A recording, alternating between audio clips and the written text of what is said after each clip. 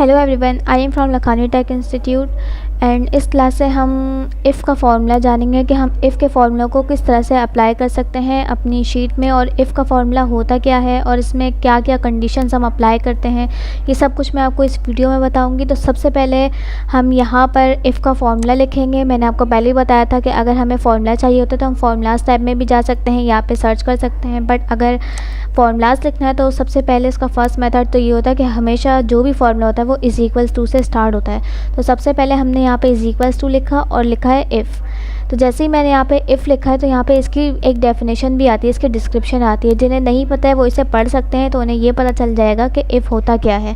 तो जैसे ही मैंने यहाँ पे इफ़ टाइप किया, लिखा हुआ है checks whether a condition is met and returns one value if true and other value is false. इसमें ये बताते हैं कि हम इफ़ का फार्मूला जब यूज़ करते हैं जब हम यहाँ पे डिफरेंट कंडीशंस अप्लाई कर रहे होते हैं कि अगर हमारी कोई कंडीशन सही है जैसा हम कह रहे हैं तो वहाँ पे ट्रू आना चाहिए, और अगर कोई कंडीशन गलत है तो वहाँ पर फॉल्स आना चाहिए। अगर हम इस तरह का कुछ यूज़ करना चाह रहे थे तो इसके लिए इफ़ का फार्मूला बहुत बेस्ट होता है। और सेकंड ये कि आपको ये भी पता होगा कि इफ़ के साथ डिफरेंट फार्मूलाज और भी हम यहाँ पे ऐड कर सकते हैं, जैसे इफ़ एरर है, या इफ़ के साथ एक नेस्टेड इफ़ यूज़ कर सकते हैं, इफ़ के साथ एक और एक इफ़ यूज़ कर सकते हैं। इस तरह से डिफरेंट कंडीशंस होती हैं। बट अभी हम जस्ट इफ़ को यूज़ करेंगे कि इफ़ का फार्मूला किस तरह से अप्लाई किया जाता है। तो जैसे ही आपने यहाँ पे देखा होगा इसकी डेफिनेशन आ चुकी है। अब मैं आपको बताऊंगी कि इसको अप्लाई किस तरह से करना है। तो मैंने यहाँ से इफ़ को सेलेक्ट कर लिया कि मैं यहाँ से इफ़ का फार्मूला मुझे चाहिए। जैसे ही मैंने यहाँ से सेलेक्ट किया तो आपको नज़र आ रहा होगा कि इस इफ़ के बराबर में लिखा हुआ है लॉजिकल टेस्ट, यानी मैं यहाँ से क्या करना चाह रही हूँ। फॉर एग्जांपल यहाँ पे एज लिखी हुई है और कुछ नेम्स हैं, इनकी एज इतनी है। अब मैं बोल रही हूँ कि अगर इनकी एज 50 से ज़्यादा हो तो वो ट्रू आए, या 50 से कम हो तो नो आ जाए या यस आ जाए। मैं इसमें अपनी मर्ज़ी से कंडीशंस अप्लाई करूँगी।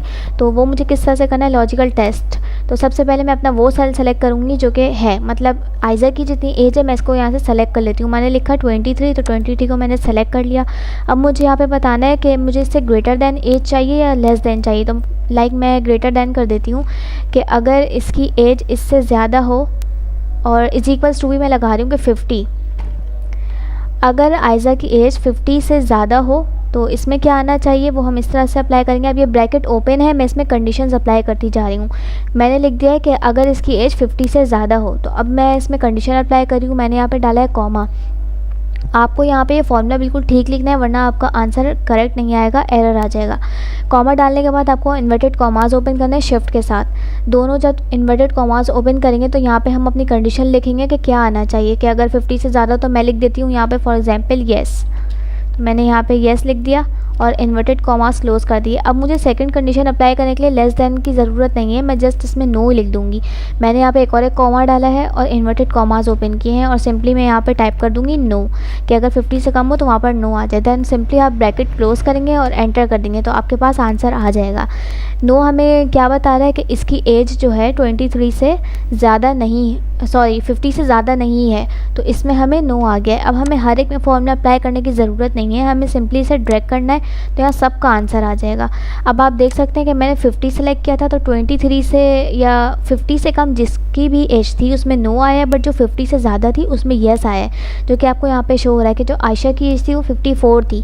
तो वो हमारी फर्स्ट कंडीशन अप्लाई हो रही है कि यहाँ पे येस आया कि हाँ 50 से ज़्यादा है, लेकिन जो नहीं थी उसमें 50 से कम थी तो वहाँ पर नो आया है। तो इफ़ का फॉर्मूला हम सिंपल इफ़ का फॉर्मूला इस तरह से अप्लाई कर सकते हैं अपने एक्सेल में। तो ये हमारे लिए बहुत ईजी भी रहता है। दैन हम इसे थोड़ा सा सेंटर में कर लेंगे। तो इस तरह से हम ये इफ़ का फॉर्मूला अप्लाई करते हैं अपनी एक्सेल शीट में, और ये बहुत ज़्यादा बेस्ट होता है जब हमें कोई कंडीशन अप्लाई करनी होती है। आप इसे अपने पास ट्राई करिएगा। हम अपनी नेक्स्ट क्लास में मिलेंगे।